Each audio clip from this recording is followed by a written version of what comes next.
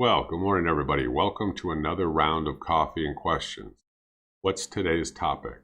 Let's talk about creating a fake email address. Well, the first question, why do you want to do that?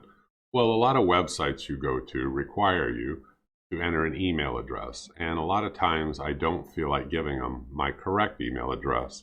So one way to do that is to use a temporary email generating address. Fake, right?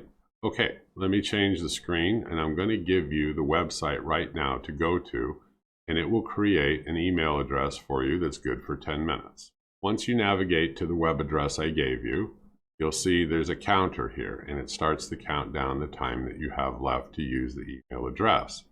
Now, the email address is just above the 9 here, and all you do is copy, paste it over to whatever you're going to use it on website-wise, and then there you go. Now, if you run out of time, no worry. You just go ahead, you can refresh this. It will give you a different email address that's good for 10 minutes. Either way, this is a real handy tool just to have lurking around.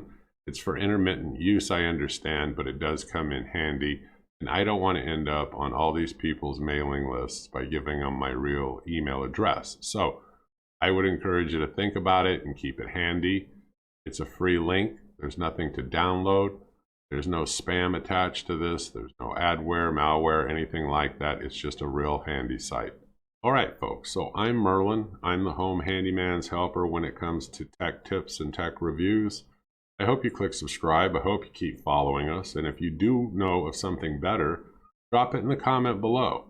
Otherwise, I'll see you on the next tech tip. We try to keep it brief and get right to the point, so you're not lingering out here watching, some long video. Thank you, folks. Bye-bye.